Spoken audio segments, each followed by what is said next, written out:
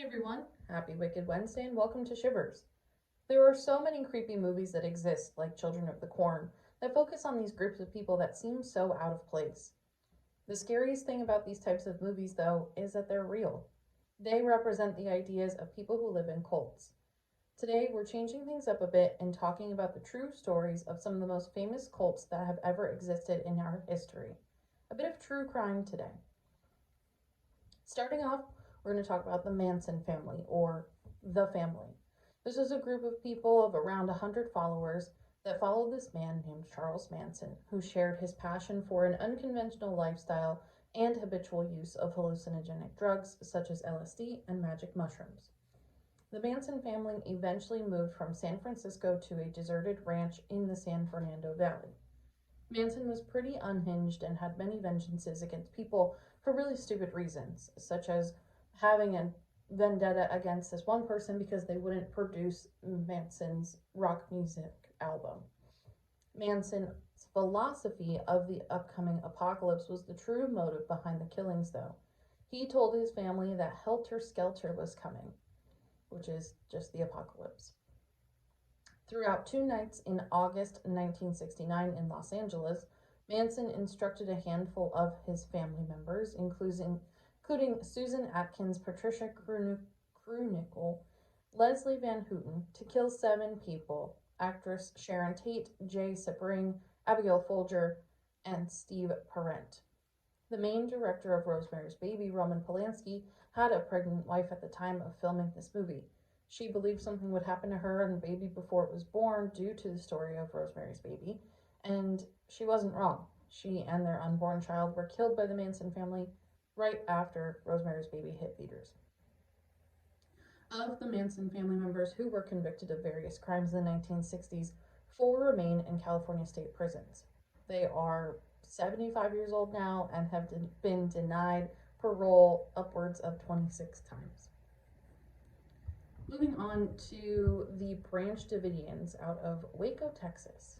The Branch Davidians, or the General Association of Branch Davidian Seventh day Adventists, are an apocalyptic cult founded in 1955 by Benjamin Roden. They regard themselves as a continuation of the General Association of Davidian Seventh day Adventists, established by Victor Houteff in 1935 in Elk, Texas.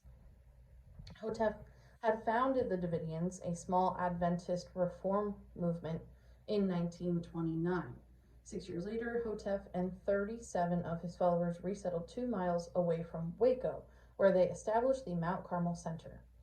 The community flourished there, growing to around 90 people by 1955.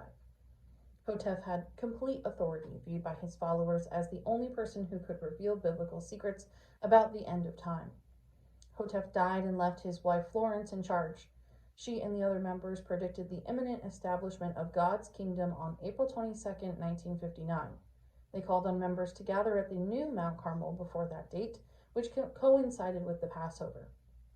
About 900 people gathered, but when signs did not appear for the apocalypse, the Davidians began to disperse quickly.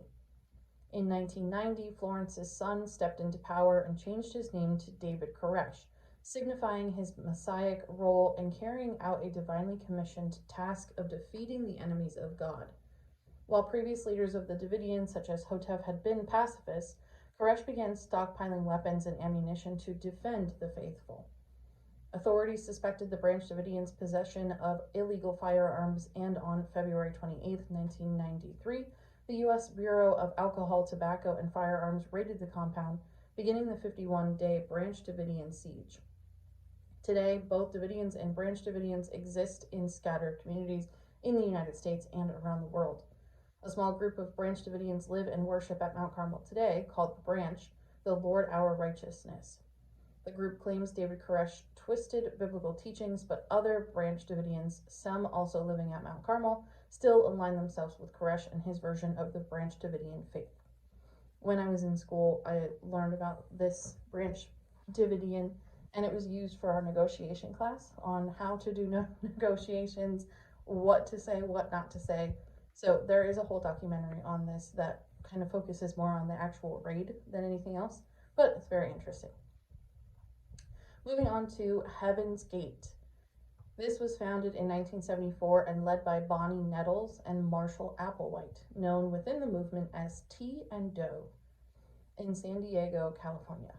Tea and Doe first met in 1972 and went on a journey of spiritual discovery, identifying themselves as the two witnesses of revelation, attracting a following of several hundred people in the mid-1970s. This religion combined UFO beliefs, New Age spirituality, and Christian revelations, wrapping everything together to call this belief ufology.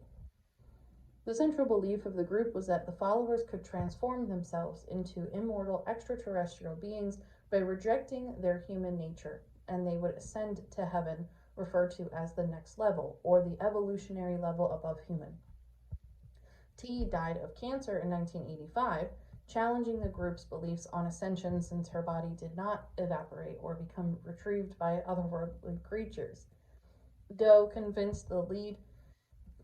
to lead the group and practice their teachings, even with their dwindling numbers, and convinced his followers that he knew there would be a time of sacrifice required.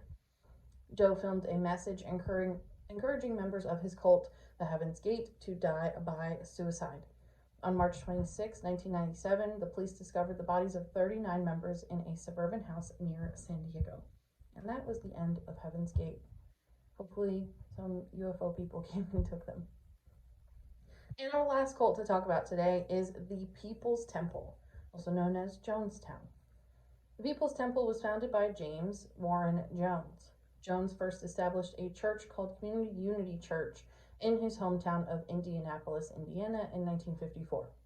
This became Wings of Deliverance in 1955 and People's Temple in 1956. A diverse group, the members of People's Temple shared a common goal: to create an egalitarian society free of problems of class and race. Many of those who joined in Indiana in the 1950s had lower incomes and felt alienated by society. This was especially progressive at the time, since many segregation laws were still in place. In 1960, Jones became ordained by the Catholic Church and began preaching and giving sermons to the group of approximately 100 followers by that time. By 1972, the group had over 1,000 followers and was a true safe haven for the African American community. Jones organized many missionary and volunteer travels, believing it was in the best interest of the group to give back and help where they could. However, it was theorized that Jones began mistreating his actual group members, beating them and belittling them and separating them from their families. In 1977, he moved himself and a large portion of the group to Guyana, calling his compound Jonestown, to work on more missionary work. But it's also rumored that he took everyone there to escape the public and police eye.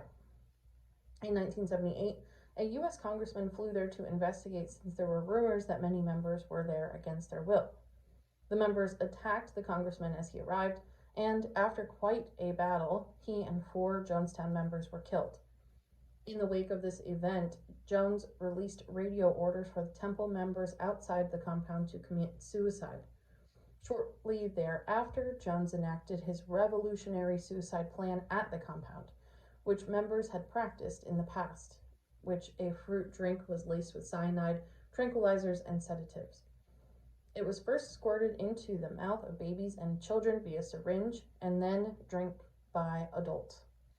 Jones himself died of a gunshot wound, and fewer than 100 of the temple members in Guyana survived this massacre. The majority of survivors either had defected that day or were in Georgetown. Officials later discovered a cache of firearms, hundreds of passports stacked together, and $500,000 in U.S. cash. Millions more had been reportedly deposited in banks overseas, and the People's Temple effectively disbanded after the incident and declared bankruptcy by the end of 1978. That is all for all of our cult talk. Thank you for listening to today's Wicked Wednesday. Don't drink the Kool-Aid. The Shivers Meetup page is up and running, so be sure to check out some of these virtual and in-person events that we have. And my book, as a reminder, Burn Her Down, is available on Amazon and online on Barnes & Noble. Please read and share with your friends, and thank you for your support.